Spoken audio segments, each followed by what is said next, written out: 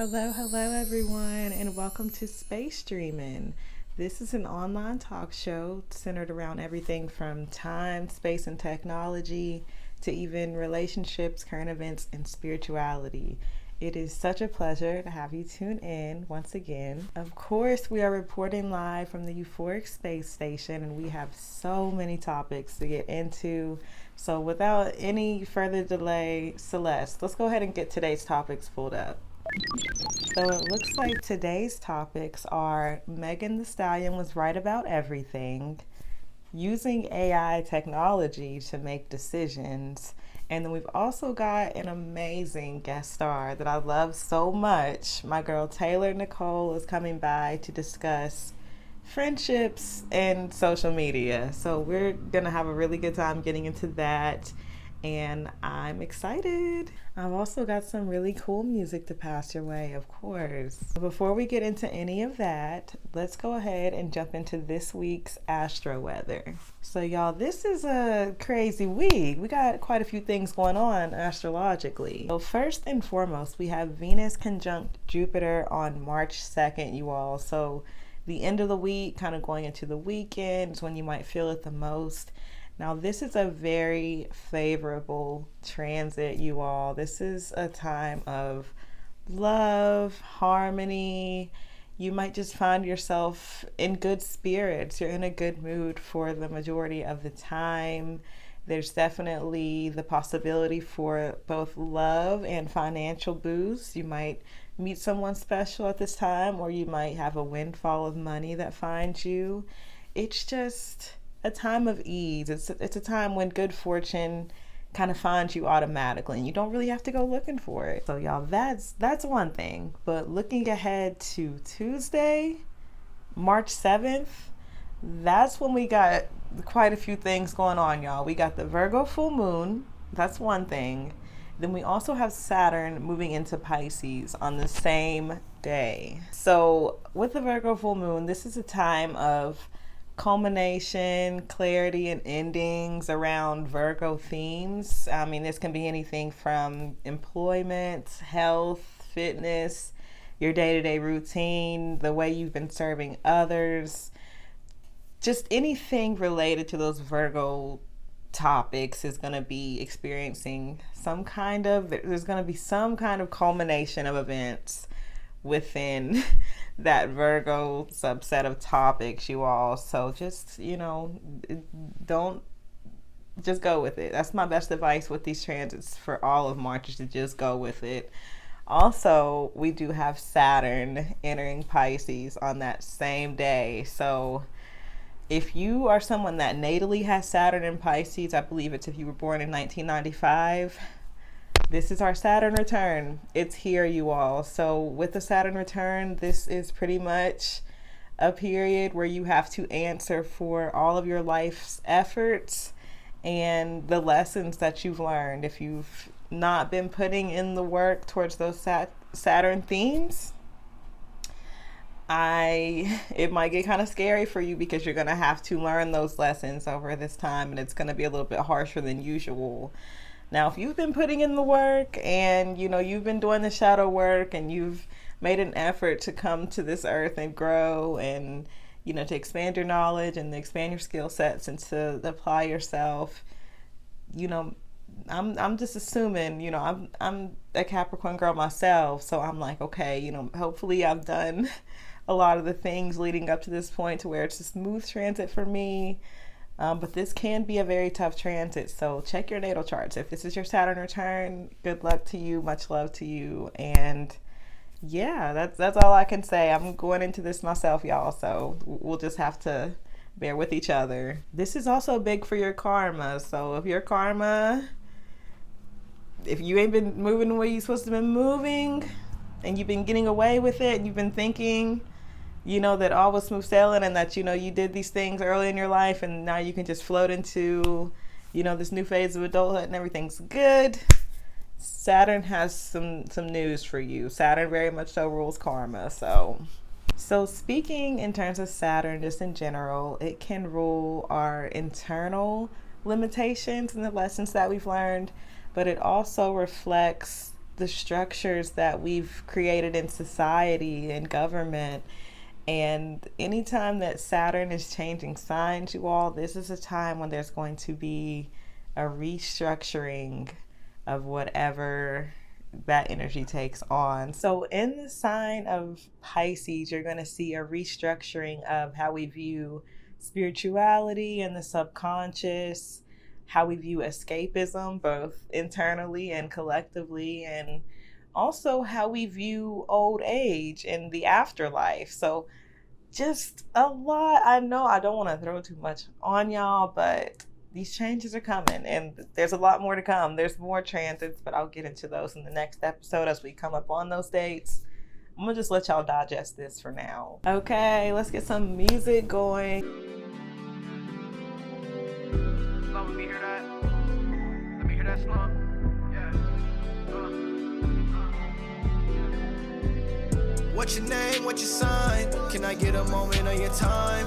You only here for the night.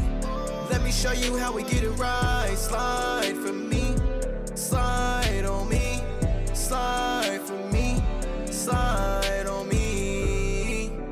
Hey, we can get lost for the moment. Let's take a break from the motions. You and me, nobody else. Slide for me, slide on me, slide for me, slide on me. I'm head over there, John Marshall, wait. She go to Marshall, I saw it on the hoodie. Baby like Sierra with the goodies. She called me looking, so no hesitation. I pulled up a quickness, asked if we can just get acquainted. She said, boy, quit all of that playing. You don't know what you're getting into. And I told her that if I play my cards right, hopefully it's you. I'm trying to lead this party, girl, in the review. Gotta think about us and what it could be. Friends saying stay, but she ready to leave. Better head out the way. Is you sliding with me? What's your name? What's your sign? Can I get a moment of your time? You only here for the night. Let me show you how we get it right. Slide for me, slide on me, slide for me, slide on me. Hey, we can get lost for the moment. Let's take a break from the motions. You and me, nobody else. Slide for me, slide on me, slide for me, slide on me. She's sliding with me, I don't wanna complicate things. Told me that she feel the same. So whatever happens, I keep it between me and you. So many things, girl, that I wanna do, but not enough time in this world. I'm gonna cherish the moment and pray that you never forget me. Exchanging our numbers, call me when you back in my city. Yeah. So we can do it like tonight. We not in a rush, we just taking our time with it. And I know that you fine with it. They calling your phone, they calling my phone. We ain't not answering, leave us alone. What's your name, what's your sign? Can I get a moment of your time? You only here for the night. Let me show you how we get it right. Slide for me, slide on me, slide for me, slide on me. Hey, we can get lost for the moment. Let's take a break from the motions. You and me, nobody else. Slide for me, slide on me, slide for me, slide on me.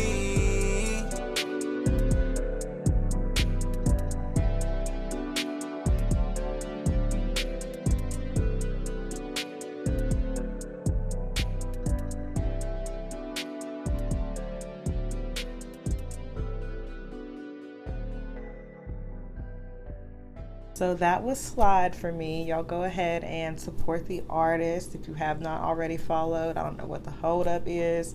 Go ahead and support them.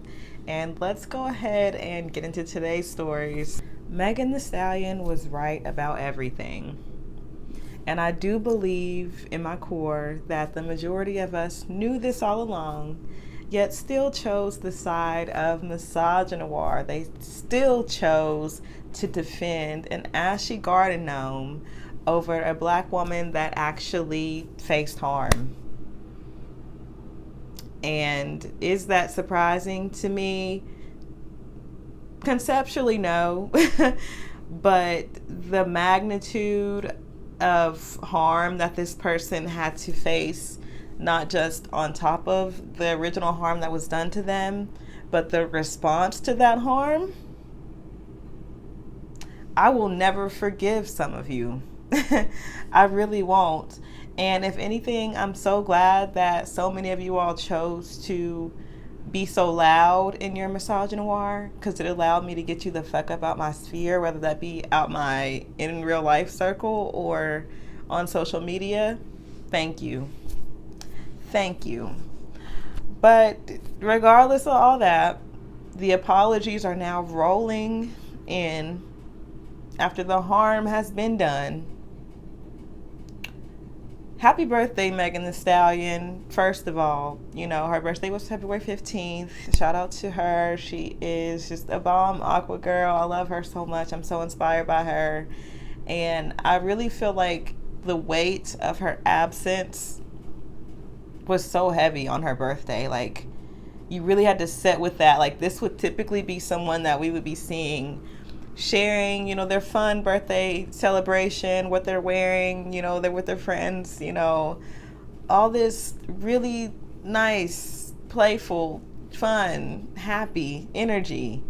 And we've not heard from this person since court. We've not heard from this person, you know, anything leading up to her birthday. We only seen her on her birthday. Someone uploaded a video of her walking into what seemed like a surprise party, and you know, I was happy to see that, but at the same time I felt kind of like, I don't know, like invasive, like maybe I wasn't supposed to see that. Maybe she's actively trying to take a step back, but I was happy to see that she was smiling and, at least for that moment, experiencing some happiness. So I just I don't know what to say. I don't know. I wouldn't be mad if she didn't come back. The way that she was treated was so disgusting, and it is really reflective of how a lot of Black women are treated in this community. Unfortunately though, we are so indifferent that I'm not sure that any solution is going to come about in the near future. So I just send so much love to Megan Thee Stallion. And I wanted to particularly get into an apology from Carl. I'll get into his last name. He is the president of the former label that she was on, 1501, I believe it is. And after years and years, knowing this person before they blew up, like knowing her and her mother, knowing that she lost her mother, like knowing that she got shot, like knowing all the harm that was done to her, this person decided to jump on the bandwagon and cause her even more harm. What does that say about a person? I'm just really like asking, like, what does that say about someone? What does that say? Like, can y'all really get on that with me for a minute? Like, what does that say? To see that someone is not only being like dogpiled, but unprovoked dogpiling, and you decide, hey, let me get in on some of this action. Like, what does that say? That's quite odd. But let's get into the article. So y'all, his name is Carl Crawford. I did get the first name right. I wasn't sure of his last name. But he did an interview with TMZ, and he was introducing the new 1501 president. So I'm like, girl, are you not even, after it's all said and done, you not even the president? Anyways, I'm going to just read through some of this article in which he offered an apology to Megan Thee Stallion after, like I said, years of adding on to the harm she was facing. Now he has an apology in 2023. And like I said, this probably sparked in like 2019, I believe. And you've been... Where do I even begin? He says, the article is titled 1501 Certified CEO Carl Crawford beefing with Megan and Jay-Z was wrong and all for social media. Okay, y'all, here's the article. TMZ sat down with Carl and his newly installed 1501 president, Kai vs. Tyler, as their label enters a new chapter without the H-Town hottie. She ain't been with y'all. Like, she's not been with y'all since 2019-ish. Like, a new chapter, it's 2023. Like, she ain't been with y'all. Y'all should have been started the chapter without her. You should have just accepted that she blew up and that you needed to work on other projects. Like, you should be happy for her. But now, after years, you're finally ready to accept and start a new chapter. Okay, girl. Carl openly admits as an ex-MLB star, his competitive drive is high, but his knowledge of the music industry is somewhat limited. Okay. Okay. Carl also walked back his past vitriol towards Jay-Z and Roc Nation. He'd previously blamed them for planting evil seeds in Megan's head, and he came clean about his association with Tory Lanez. Fans knew the Megan beef was real when Carl and Tory flicked it up last year inside of a club. But Carl's admitting he and Tory don't even know each other and that the encounter was trolling to get back at Megan. Unfortunately, he regrets the stunt. So y'all, here's the apology. I never had any problems with Megan Thee Stallion. It's just the social media stuff, it really just turned really sour. You take the social media part out of it, we don't have a problem. I'm done with that. You won't hear me mention Megan Thee Stallion's name in the media unless I'm doing something like this or it's just a big time interview where I got to say it. You won't see me like texting or making a post or doing any of that stuff that would cause social media to go crazy. I never had no problems with Megan before any of this stuff happened. It's just like literally one day we was cool and literally the next day we wasn't. I haven't spoken to her since that day in 2019. Y'all know the picture with Jay-Z. I'm away. So the TMZ article jumps back and says, only time will tell if Meg accepts their apologies, but for Carl and Verse at least, it appears that it's just water under the bridge. I bet it is. I bet it is just water under the bridge because thanks to misogyny, you can literally just go on with your life. This girl underwent so much harm. I mean, I can just only imagine what she's going through mentally, And I bet it is just I wish it was water under the bridge for her.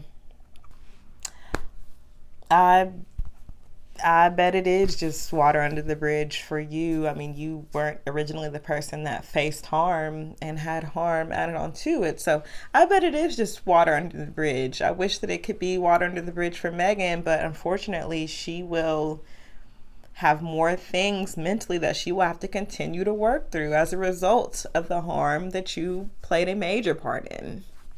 Okay, now that I read it down, it's a couple things in the article that low-key got me laughing because I'm like, yeah, delusion is crazy. He literally is saying, and what it almost makes me believe, because he's saying I won't be mentioning her again, it almost makes me believe, was there some kind of legal action that prevents you from doing so at this point to where you can't, you can't, you don't have the right to speak on her anymore.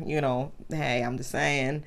Then it was also like, I won't say anything unless it's a big time interview. You're dead after this. Megan was your ticket and it's not happening for you. It's not happening with Erica Banks. She flopped. She ended up having a really trash politic.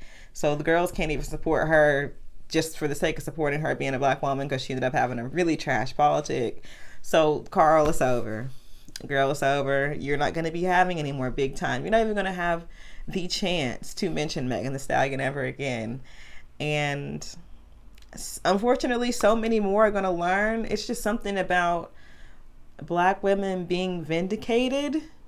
Like in this upcoming year, I've noticed I just wouldn't be rising my tongue up to speak against a black woman at this time. I just wouldn't. So another one bites the dust, and I really hope that there's hot tubs in hell. So next topic. Okay, y'all, so this next topic is a little bit crazy. So I was on Twitter and I seen this girl, she posted a thread about AI tools that you need to be using right now to make your life easier. And I was like, okay, let's see, I'm a little bit scared of AI. Like, But I know that Pluto and Aquarius is coming. We'll get into that in the next episode. And that technology and things are about to change so much. But your girl is scared. IDK. I don't know how these robots is going to react to me. I'm not sure. But I seen the thread, and one tool that really stood out to me was an app, I'm assuming, called Rationale, that is made to help you make decisions. So using AI technology to make tough decisions. So y'all, the app is called Rationale, and I don't know where this AI technology is pulling the responses from, but it pretty much allows you to input a decision that you need help making, and it generates a list of both pros and cons to making that particular decision. Now, this is marketed as being for like business people, project man, people that's doing some kind of business, I'm assuming. But it makes you wonder, like, how would this technology be used in a day-to-day sense? Like, I was already thinking, like, what would I ask? And it probably would be stuff like, should I relocate to this place, or should I go out on a date with this person, or should I post this picture on social? Like, it probably would be stuff like that. So I don't know. I'm also like, how much trust would I have? And it's not even just with decision making. I'm just like, how much trust in general would I have in this AI technology?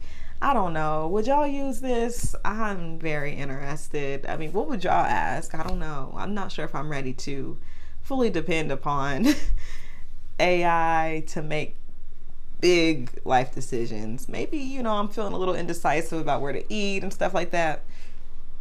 Alrighty, so let's get into another song, and then we will get with our guest star on the other side. This is Horoscope. Yeah. Yeah.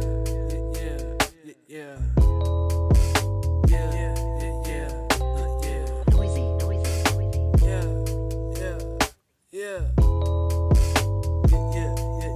I cannot be carried. Just another youngin' got his trap up out his Camry. Ain't worried about the next man, I'm too focused on my family. Don't care who got the best hand, bro, what matters is who's working. Can't beat the game with realness, just as Tupac, they gon' kill you smooth. I ain't asked for nothing, I just took it off the avenue. Niggas looking crooked, guess that's symptoms of what envy do. Watch out, cuz I'm cooking, I'm like Emerald with it, bang.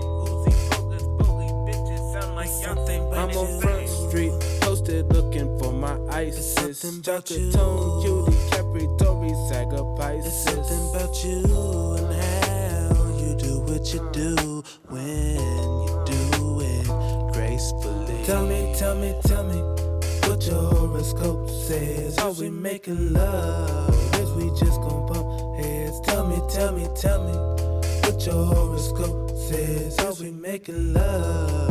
Is we just gon' bump heads? Baby, let me read your horoscope. Let me read your horoscope. Let me read your horoscope.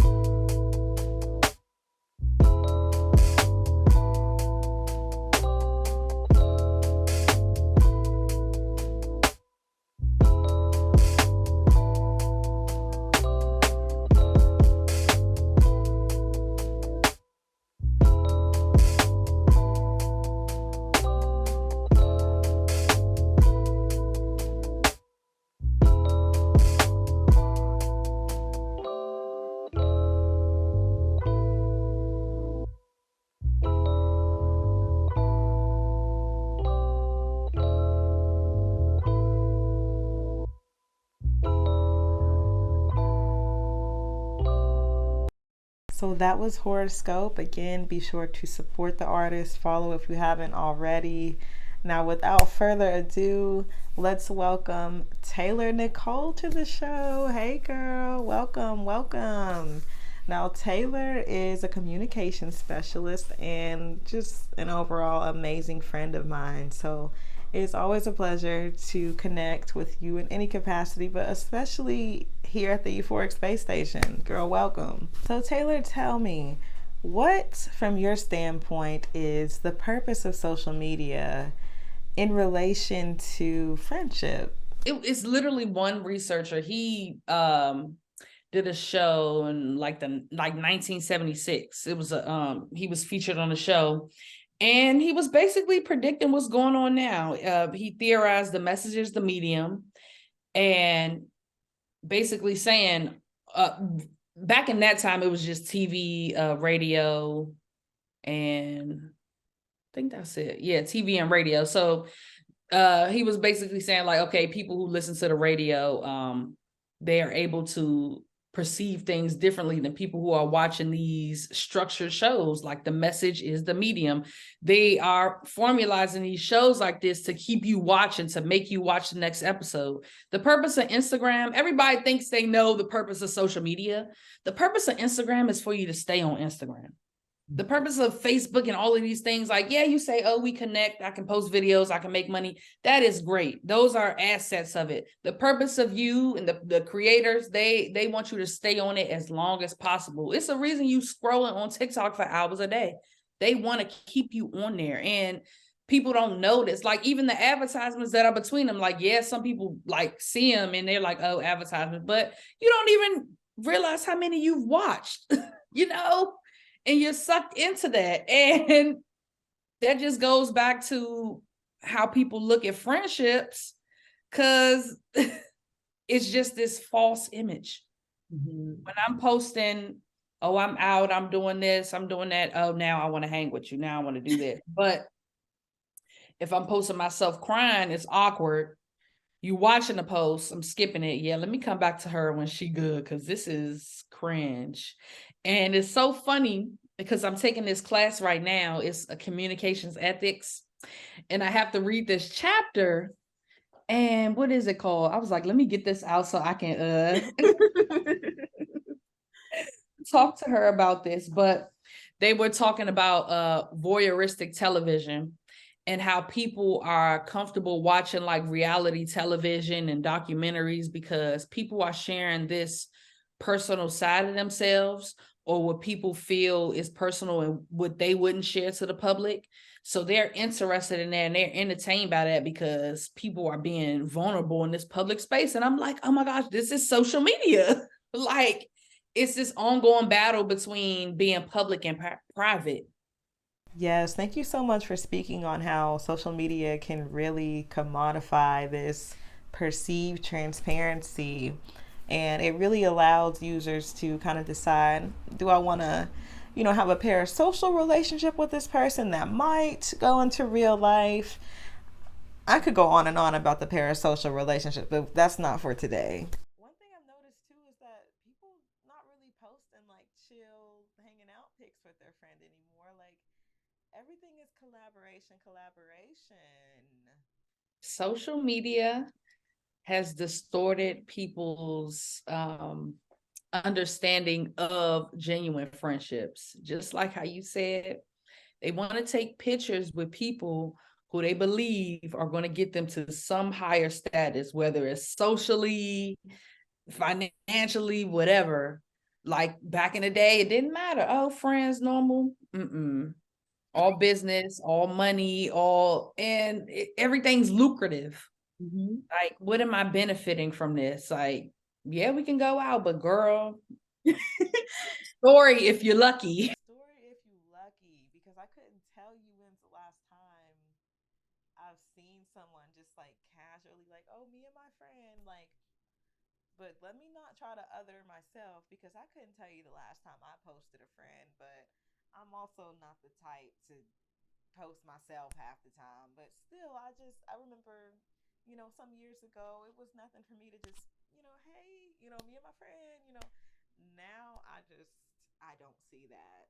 So, friend, tell me, what kind of interactions or engagements are you hoping to attract when you're using social media? I always loved interpersonal relationships, getting to know people. I was on social media since freaking my first social account was probably like a Bebo. Bebo and MySpace. I loved it. I loved just seeing how different people were. And back then, we had to create your profile and stuff like that. So that started the interest, but just always looking at people's lives. Like I like seeing people happy, like going out, they out with their boo on a date, or different interests. Oh, I'm at this concert, or I'm at the movies. I feel like your digital profile shows who you are, and it's supposed to, that's your digital page.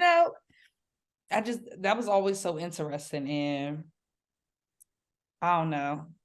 I know we can't always be around each other all the time. So that's what the internet was for, and these things were for. So I just always thought that was cool. But Oh my gosh, yes. I am a MySpace girl as well. And I knew early on the power of being able to create your digital profile and attract your tribe into you based off of this digital profile, based off of how you're presenting online and the interest that you're showcasing. I knew that from like teenagehood. I was like, this is a very powerful tool in connection. Also, think back to our college days, girl. It literally was, oh, who are you talking about? Oh, let me get on her Instagram. What's her Instagram?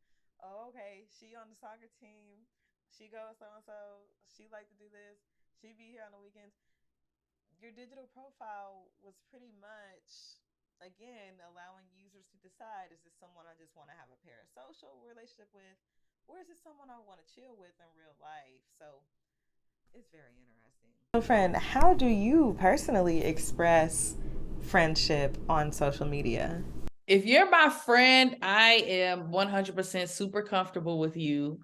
And I'm a person who talks a lot in person. So I am going to translate that digitally, meaning if I find something that I think is relevant to you, I'm sending it to you. I don't care how many messages I'm sending to you.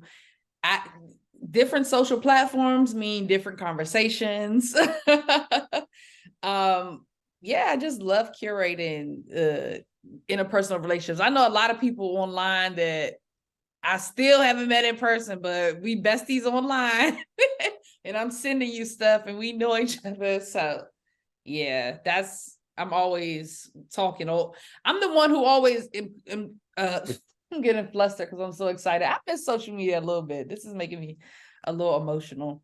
Oh, but I'm the one who's always commenting on the story. Like that was always me. Oh, girl, this is cute. Oh, look at the baby. Like I'm talking to you. So, Taylor is so much fun to have on social media. She's currently taking a social media break. So, girl, I'm not mad at you, but I do miss you on the timeline.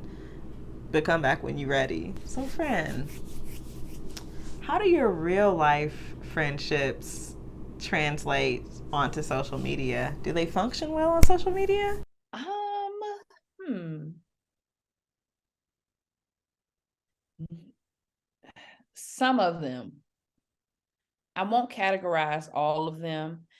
I do think some relationships, because they're so healthy, and I was able to well, we were both able to just put in that effort to have strong communication. Like nothing's weird. Like if I'm not texting you, I'm seeing you online, I know you good, you're gonna get back to me, whatever. But some relationships are weird. Like I think social media gives opportunity for more drama as it relates to people feeling like you have to respond to them. And just because I'm on social media doesn't mean I have the time to like respond. I may not have the mental space right now, the mental energy to communicate with you right now and really get out what I want. But if you see me online, don't be upset or try to dictate my time. Like, I'm still my own person, and like that digital communication or that digital presence kind of dehumanizes who we are as people, because this like digital misperception, one, of what we're posting, people who don't know us, even the people who do know us. I'm posting a quote or something, you thinking I'm being shady because we had an argument, or you're translating that to online. But on the other hand, it's just Instagram. So it just really depends on the friend. Like, I had some situations where I've had falling outs with people in person, or in real life rather, and they'll still watch my Instagram stories, or they'll still like my pictures, and it's weird. It's like, or vice versa. Like, it'll be weird online, but in person, like, we're cool. Like, you don't like my pictures, you look at all my stories, it's my birthday, but you're not saying happy birthday, you just looking at it. Like, people, it's so many instances, and it's just weird. And I'm like, how do you separate the two? Oh my gosh, girl. I totally get it. I totally get it. It's such a slippery slope. So, what are some things that you like about engaging with friends on social media? My definite favorite is that everybody follows different people. So they're sending you stuff that you may not think that you would be interested in, and vice versa. That's one of my favorite things. It's always something funny. TikTok, the dances. Yeah, just really the same, just information. There's so much information that we can get from different places, and everybody, I love sending stuff to my friends. You already know. We're going to send a million things back and forth, and it's going to be on the tabs. And when we finally talk to each other in person, or, on the phone or whatever, we can reference that. I don't know. I think in that way, social media kind of brings people together. They have those similar interests in these these viral posts, or even if it's not viral, like just an influencer that they like. Oh, you like tea? Oh yes, you follow that girl. Yeah, she makes natural tea. Like, it brings people together in that way, and that's just so beautiful. Oh my gosh, there are so many funny videos to pull from. And I think about some creators that me and you personally bonded over. Like, we used to love King of Reads. Like, we used to be so pressed for a new video. The topics, like, we would hang on to them topics for weeks. I remember there was a summer we was obsessed with these clips of Nicki Minaj, Roman Revenge. Like, it was like Roman Revenge, but it was like sped up, and they would like put it to different visuals. Me and Taylor would not let it go. Like, we was on that all summer, just sending those videos back and forth. But that's not the only instance. Like, we be finding stuff. There's so much to pull from on social media to always keep the convo going, especially when, I guess that's kind of our love language in the friendship, is communication and talking and exchanging ideas. That's my love language in a lot of friendships. But social media definitely helps with that. So while you and I are friends that met in real life, and we translated our friendship on the social media due to us having some distance between us now, how do you feel about meeting people online and maintaining friendships with them despite not knowing them in real life? Like, girl, I used to be a part of a Miguel Stan Club on Twitter. I had my own page. We all had our own pages, and we were just like standing for Miguel. And it was just beautiful. Like, I literally still talk to one of those one of the like girls today to this day. Like, she had a baby and everything. Like, I've known her since I was like 12. And it's so crazy. And it's just the funny thing about social media. Like, we came together because we love Miguel, but that's my girl. Like, that's my friend. I'll hang out with her anytime. Like, it's so funny. Oh my God. I came to Twitter specifically in 2009 as a Michael Jackson stan friend. So I totally get it. And I'd be wondering to this day, I didn't keep in touch with none of my stan mutuals, but I do remember like watching them have life events like over the years, despite us never meeting. And we had this shared connection of loving Michael Jackson and feeling some type of way after he passed away. So it's it's a powerful, social media is so powerful in that sense of bringing us together. It I don't know. I don't know, y'all. Like, I can't ever get good or bad on a topic when it comes to social media, because social media is just always changing and there's so many benefits, but there's also some downside. It's just hard, you know what I'm saying? But I too, outside of the Michael Jackson stanship, have made so many friends, and I love my mutuals still. Even my newer mutuals, I love y'all. Like, I will die for y'all. Like, y'all just mean so much to me, and our daily interactions, despite us never meeting, we might not ever meet, you still just give me something, and I'm so grateful. And honestly, like, there are some mutuals and people that I've met that the topic of us even meeting has never even came up, because the relationship functions so well on social media.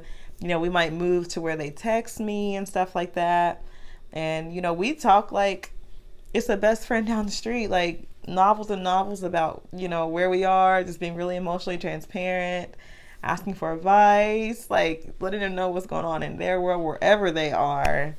And it's just really cool. I don't know, maybe y'all's mutual is not hitting like mine, but yeah, I do like that aspect of it. But yes, thank you so much, Taylor, for stopping by. I love you to the moon and back, and an extra trip to Jupiter.